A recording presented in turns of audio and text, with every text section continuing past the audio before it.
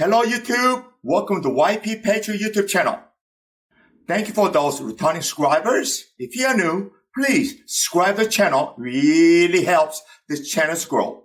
My goal is right now, reach 1,000 subscribers so I can do live video. So help me out, it's a huge favor from you, just subscribe that like button. Thank you everybody. This week has been one of the wonderful weeks for President Donald Trump. And new Speaker of the House, Kevin McCarthy. Let's watch together what new Speaker of the House, Kevin McCarthy, said about first week on the job yesterday. Again, thank you everyone for your support. I really do appreciate you. It means a lot to me. So do me a favor, subscribe to the channel, and you have a chance to win this mega hat or this President Donald Trump 2024 t-shirt. Plus, you push that like button, make a comment, subscribe channel, you will have excellent, wonderful 2023 New Year. And everybody have an excellent day and see you next video. Let's go Brandon! And let's go Trump! Petroleum reserve where the president can no longer deplete it and sell our oil to China. And we opened the House back up for the public. Something the public has not been able to be a part of for the last couple years. That's just the first 5 days, and we're just getting started. So we made a commitment to America, and we're going to keep it. With that, let me open up for questions. Yes. You've got a growing number of Republican members now that are calling on Representative George Santos to resign, or at the very least not sit on committees. These aren't just allegations. These are things that he's admitted to lying to, stealing.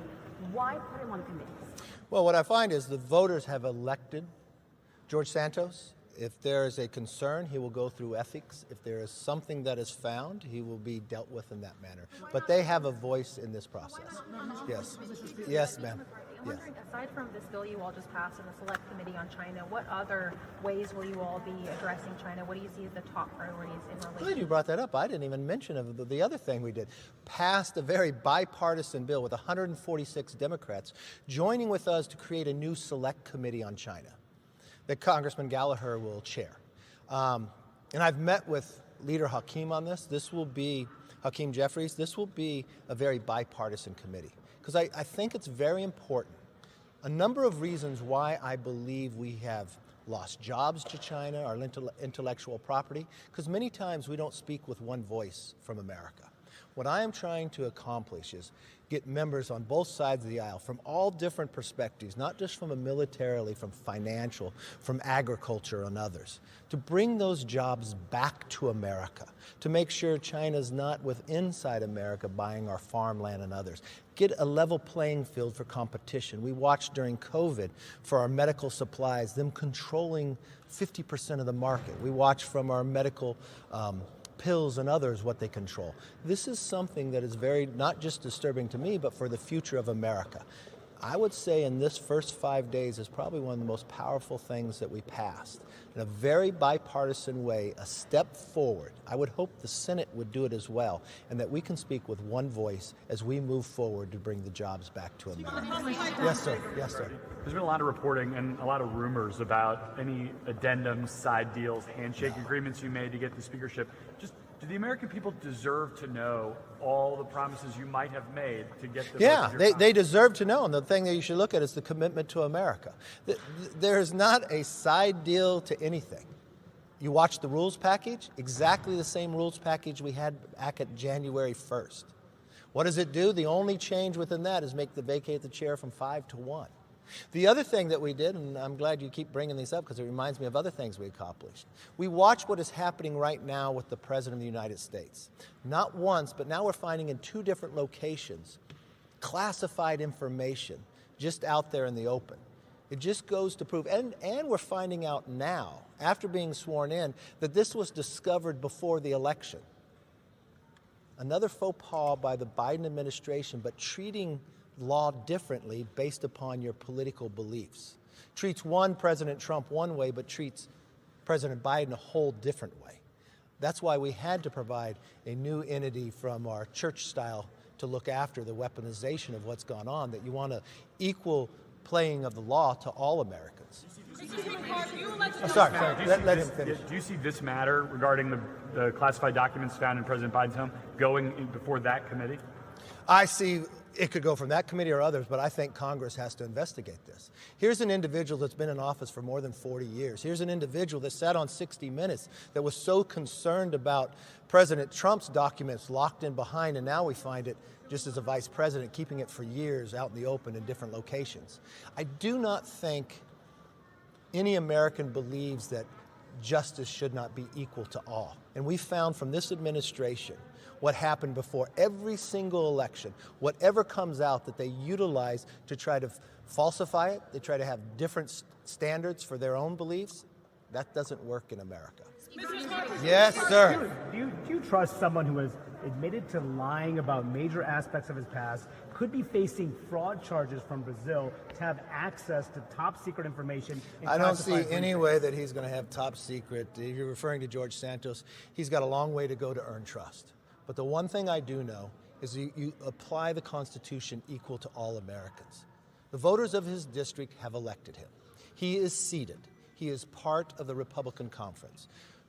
There are concerns about it, so he will go before ethics. If anything is found to be wrong, he will be held accountable exactly as anybody else in this body would be. That is the fair way to handle anything you go, and that's how I'll deal with any single issue that ever comes forward. Yes, ma'am. Do you see a difference in that former President Trump denied repeated requests for all of his classified documents for more than a year, and President Biden's lawyers turned in documents after finding them? No, because from one standpoint, they knew the documents were there. They actually asked President Trump to put another lock on them, so they were locked. You look at President Biden. He wasn't president. He was vice president. He held these in different locations right out in the open. He criticized President Trump. Did he utilize the Justice Department to raid President Trump? Did you think that was right? They knew this has happened to President Biden before the election, but they kept it a secret from the American public. He goes on 60 Minutes, criticizes President Trump, even knowing what he has done, and he wasn't president at the time. Now we find another location that it's at, but he refused to answer. His press secretary won't answer the questions. You watched them leak photos of sitting out files of President Trump. Where's the photos of President Biden's documents? Where are those photos at? He knowingly knew this happened going into election, going into interviews. This is what makes America not trust their government. You cannot have one form of law because somebody philosophically has a different opinion than you, and you can't use the Justice Department to go after people that are politically different as well. It has to be equal across, and what I'm finding what's happening with President Biden time and again, you go from a laptop saying it, not only that it wasn't true, but utilizing your own friends to go into companies to tell them to say the same thing, to try to knock down information, to try to make sure the New York Post story couldn't be printed. You should be offended by that. You are of the press. You should be allowed to write even when you knew it was true. So, yes, sir. Will Republicans pursue entitlement reform this Congress? And if so, would you be open to including higher taxes as part of those reforms? Look, the one thing I know, I've watched when Republicans were in power those 8 years, discretionary spending increased zero. I watched Democrat take over for 4 years. They increased it by 30%. They went from $4 trillion to $7 trillion. I watched a $31 trillion debt. I watched inflation grow under their fiscal policies. We've got to get our house in order. So the one thing I will tell you as Republicans, we will always protect Medicare and Social Security. We will protect that for the next generation going forward. But we are going to scrutinize every single dollar spent.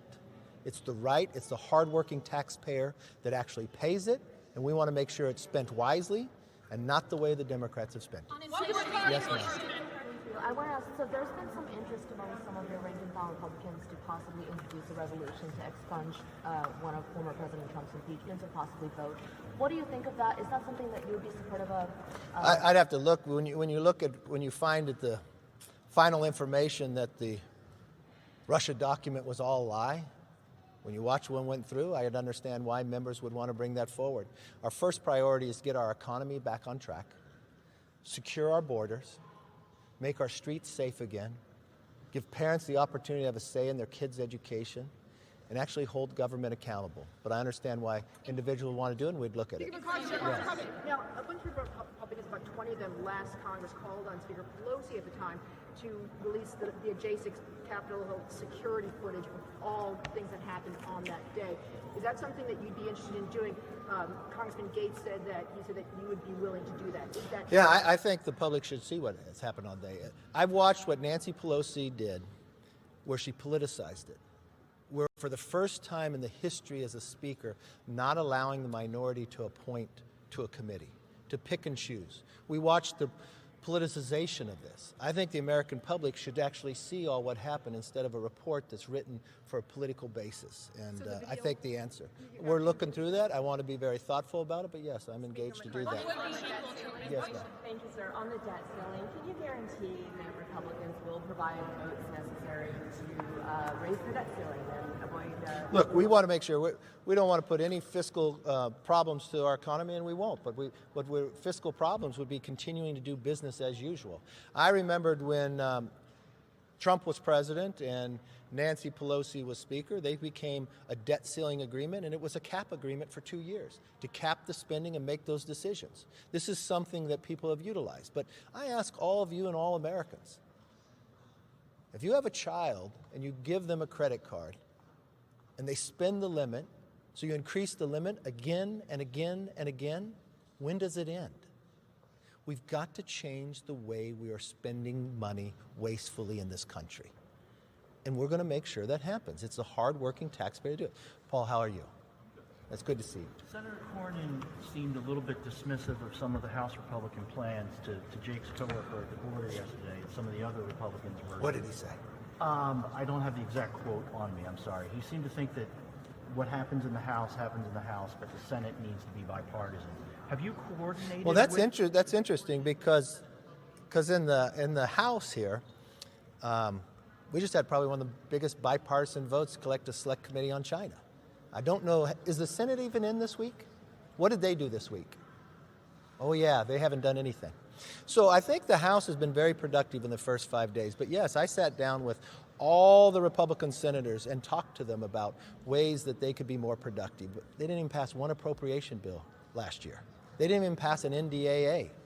So the ways we can make the Senate more productive would be great. And I think us working together will help them in the process to do that. Yes, ma'am. What's your response to Democrats who believe that you may have brokered some sort of deal with Santos in order to keep him in the House? I'd say they're wrong. And what should be the inflation speaker? We saw the right flank of the party move you on the rules package. Are you concerned that moderates will throw their weight around to do the same? Look, we are one party. We don't have just one idea, but we go from the Reagan philosophy. If we agree with people 80% of the time, we're all together. I like the idea of having a party so large that you have a lot of beliefs inside it, but you have a foundation of our beliefs. And I think what we went through last week will only make us stronger in the long run. Mr. Speaker, do you see a cap? You mentioned a cap agreement, budget cap agreement alongside the debt ceiling. Is that one of the things? Well, I laid out from an example of what happened last time. When Nancy Pelosi was Speaker, that's what transpired. To get a debt ceiling, they also got a cap on spending for the next 2 years. Spending is out of control here. There's been no oversight, and we cannot continue around the same process. I had a very good conversation with the president when he called me, and I told him I'd like to sit down with him early and work through these challenges. Because, yes, your question earlier, Paul, the House is different. The American public made a decision where they fired the Democrats and they put us in charge. We put out a commitment to America to tell them exactly what we would do if they gave us the power. And in this first week, we continue to keep that commitment. We repealed 87,000 IRS agents. We created a select committee on China to bring the jobs back. We continued to work for the going after accountability in this government, the church-style committee of where we're going. We just stopped the raid of our petroleum reserve, so it won't be sold to China anymore. We continue to keep our promises. You'll watch it week after week after week. Is there any way Yes, ma'am. Speaker McCarthy, are you concerned that the targets of potential subpoenas will use the argument that you used and Mr. Jordan used to ignore the subpoena you got, that this is just political? No, because mine wasn't ignoring a subpoena. I said I would gladly go if we got to appoint people to the committee. If it was not political, you will find the fundamental difference of me being a speaker and Nancy Pelosi. The other side will get to name their members on the committee. It won't be handpicked by me and denying the Democrats their voice. So whatever transpires out of that committee is work to Republicans and Democrats as we move forward. It's a fundamental difference. With the Intelligence Committee, is it? Why? You said you're going to let Democrats appoint their own members to the committee, but you've also indicated you're not going to let them appoint. I was very clear early on. Let me phrase something very direct to you. If you got the briefing I got from the FBI, you wouldn't have Swalwell on any committee. And you're going to tell me other Democrats couldn't fill that slot? He cannot get a security clearance in the private sector. So would you like to give him a government clearance? You asked me questions about Santos. You asked the questions about Swalwell. Not only was he getting a clearance, he was inside an intel committee. He had more information than the majority of all the members. Did you ever raise that issue? No, but you should have. You're going to tell me there's 200 other Democrats that couldn't fill that slot, but they kept him on it? The only way that they even knew it came forward is when they went to nominate him to the Intel Committee. And then the FBI came and told the leadership then, he's got a problem. And they kept him on. That jeopardized all of us. Adam Schiff openly lied to the American public. He told you he had proof. He told you he didn't know the whistleblower. He put America for 4 years through an impeachment that he knew was a lie. At the same time we had Ukraine, at the same time we had Afghanistan collapse. Was that the role of the Intel Committee? No. So what I am doing with the Intel Committee, bringing it back to the jurisdiction it's supposed to do. Forward-looking to keep this country safe. Keep the politics out of it. So yes, I'm doing exactly what we're supposed to do. Last question. Mr. Speaker, I have a question right for here. you. I'll go two questions. You both, but you go As first. a member of Congress. No, let her go first. As a member of So Let her saying go that first. That Congress has a priority to investigate Biden's handling of classified documents, but Yes. You don't think that Congress has a priority to investigate Trump's handling of classified documents, even though... Well, what's an interesting question to me is, they put a special prosecutor on that. They raided Mar-a-Lago when he was gone. They came in with sirens and everything else. Even though they had already met, they knew it was there. They said, put another lock on. They put another lock on it. Had they asked, they could have just picked it up. But why would they do that? Why would they go after a political opponent that way? Why would they leak photos and say all this? Why would they go through the former First Lady's clothing? Why would they go through his son's clothing? Why would they raid in the manner in which they did? At the same time, prior to an election, you found a sitting president when he was vice president with top secret documents. Why did they handle that differently? We're in America. We believe in equal justice. Why did they not even tell America that that transpired? How did he sit before 60 Minutes knowing what he had done? How do we find out a second location and he's shocked by it? Why aren't you asking him these questions? Why doesn't he come forth to the American public?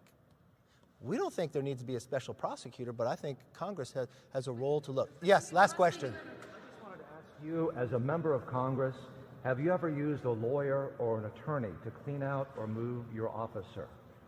A lawyer or attorney to clean up? I have a lawyer. I don't know what point you're trying to get at, so help me further on the question. Well, Mr. Biden said he sent his lawyers to move his office, so I'm wondering if that's something that No, I use my hands and my own, so I think it's kind of, I think if you call a lawyer to remove something for your office, he must have known ahead of time. So I think he has a lot of answers to the American public. The good thing about that is the American public has a Congress that can get the answers. Thank you all. I hope you have a great weekend.